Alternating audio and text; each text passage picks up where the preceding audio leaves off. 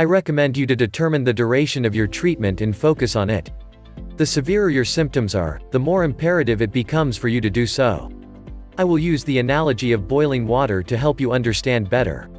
You won't be able to boil water in a pot with a lighter even if you try for a long time. This is because the lighter you are using do not have enough thermal power. On the contrary, even if you use a tool with strong thermal power, you won't be able to boil the water if you turn it on intermittently. You need both elements to make change and boil the water. Likewise, I recommend you to get drug and counseling therapies as often as you can, over a certain period of time. Your OCD treatment should be preceded by the assessment of the severity of your symptoms.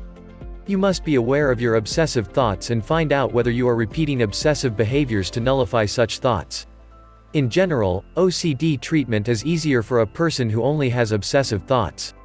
When you cannot help but think about certain things even if you do not want to, we say that you have obsessive thoughts. Obsessive thoughts can be controlled to a certain degree in everyday life. If you have this form of OCD, you are likely to be cured if you can find out the causes of your obsessive thoughts and reveal your hidden emotions, given that you have a clear understanding on what OCD is. This means that we can try to break the link between you and your OCD symptoms by helping you understand your disorder cognitively and gain the insight into the causes of your OCD. Just by understanding your symptoms and seeing the truth as it is, you will be able to alleviate a large portion of your symptoms. In particular, the discovery of your suppressed and hidden emotions likely to happen in the process of finding out the causes of your anxiety will be extremely helpful to you. I have also helped many OCD patients by assisting them to find the real priorities of their lives. This is the reason why I will be able to help your recovery by assisting you to understand your OCD and accept the truth. In this way, it will become easier to break the connection between your OCD symptoms and your mind. This is the rough outline of the counseling sessions that I intend to prepare for you. However, if you have obsessive behaviors as well as obsessive thoughts, we need to take a slightly different approach. We need to put our utmost effort to stop your obsessive behaviors. In general, people who come to see a counselor are the ones who also have obsessive behaviors. When dealing with these people, it is better to start by finding out their hidden emotions and helping them have more accepting point of view on their OCD. It is going to be hard for you to reveal your emotions from the beginning.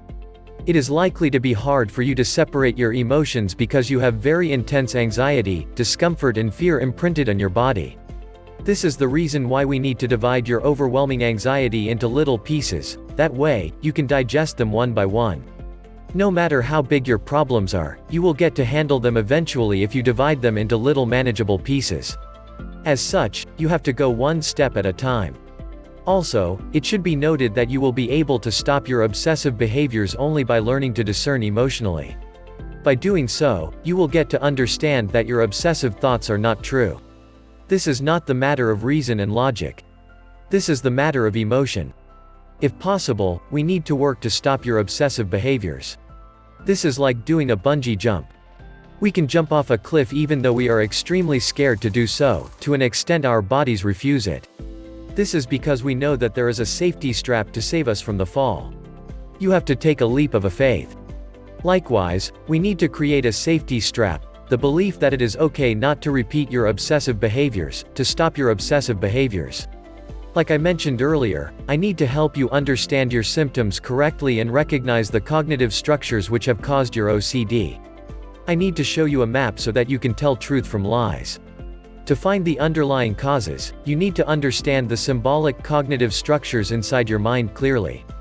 In every human minds, there are unique cognitive structures in the form of symbolic images and/or languages, imprinted with emotions. By bringing up the scenes of your past, you will be able to infer the cognitive structures you have inside your mind. It does not matter whether the scenes of the past are true or not. Even if the scenes of the past are the ones made up, what matters is the fact that you have such symbols inside your mind. This is the only important truth. By finding out the cognitive structures hidden inside your mind, you will be able to experience cognitive healing. What we need handle our emotions. As I told you earlier, human brains need certain types of hormones to imprint information on a subconscious level. And emotions produce such hormones. As your obsessions on the things which should never happen to you were imprinted on your subconscious mind with fear, you need to feel appropriate emotions to erase them. This is the reason why you need a counselor who can help you express your hidden emotions, based on the scenes of the past and/or the symbolic images you have inside your mind.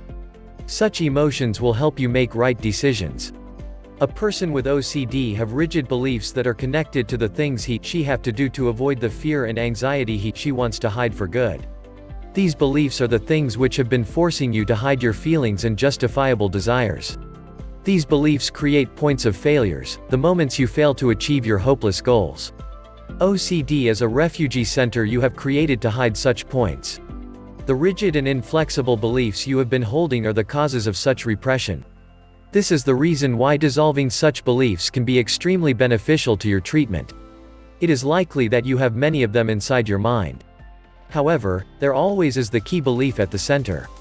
From this key belief, a multitude of different beliefs grow out. Like one drop of grape stemming from the center of a grape bundle, various beliefs derive from the key belief. You must do it perfectly. Else, it would be like doing nothing at all. Even though you cannot see it, you will get infected just by thinking of it. I can check and find out the truth. If not, they will look down on me. Your thoughts can be realized. You can be blamed for just thinking such thoughts. If I don't look perfect, no one will take interest in me. You will feel better if you wash up. I will be cured if I stay close to strong and positive people. Social success is the one and only thing that matters. As there are various types of obsessive behaviors, there are also many different key beliefs causing such behaviors. In most cases, these key beliefs are superstitions that people have inside their minds. However, such superstitions feel real enough to the ones who are holding onto them. People need to believe that their beliefs are real, because they use them to understand and rationalize OCD.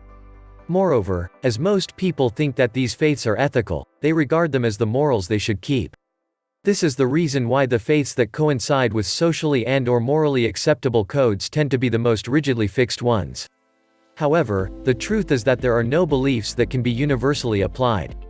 For example, you may think that the faith, "you should not be angry," is nice and universal. However, it should not be forgotten that there actually are occasions you should get angry for justice. Even the belief that, "you should never resort to violence," may do you wrong in specific circumstances and contexts. Therefore, you should slowly break down the irrational and rigid beliefs you have. This is the thing that cannot be done logically. Instead, what you need is an emotional recognition strong enough to overturn such beliefs. The recognition should be obvious enough to make you feel that what you've been doing is stupid and ridiculous. People do not make decisions based on reasons only. On the contrary, we tend to make final decisions based on emotions. You have to feel situations and contexts emotionally. There are people suffering from OCD for more than 20 to 30 years. If you have been living with your OCD for that long, you cannot expect it to go away at once like magic. You must accept the fact that you have become used to living with your parasite, your OCD you have been living with for such a long period of time. You also have to accept that your recovery will take time. This is because the more false hopes you have, the more likely you will not be able to finish your treatment. I am not saying that it is going to take you 20 to 30 years to get better. What I am trying to say is that even though it varies depending on the starting point of your treatment, you will need a certain amount of time to make new habits and accept them bodily. You need to accept the truth as it is. You have to partake in your treatment consistently as if you are trying to change bad habits. In the case we come across your trauma in our counseling sessions, we need to relieve not only emotional but also sensory, physical repressions. You will need a series of processes designed to help you expose your anxiety with physical shivering, seek refuge without thinking, and reassure your safety with deep breathing. Instead of hastily plunging in, we need to approach your trauma one step at a time after securing your safety and allow your body to accept the change. As your reasons and emotions will be completely overwhelmed when faced with your trauma, the best thing to do is to create a physical outlet. Of course, this book will not be able to completely cure everyone who reads it. Actually, this book won't be able to cure anyone at once, even though many of my past readers succeeded in alleviating their symptoms just by reading my articles. But the thing is, we never know what will happen in our lives. Life is full of uncertainties. The contents of this book may sow seeds of hope that will save you. Uncertainties make us human beings inquisitive, desiring, and filled with joy. Your OCD keeps you from accepting such uncertainties. The truth is that you are bound to be anxious because times and places where you can only find definite things are severely limited. In the next chapter, I will share some tips to help you accept your uncertainties and ease your mind. Please take time to study and accept them deep in your mind, as they have been very helpful to me.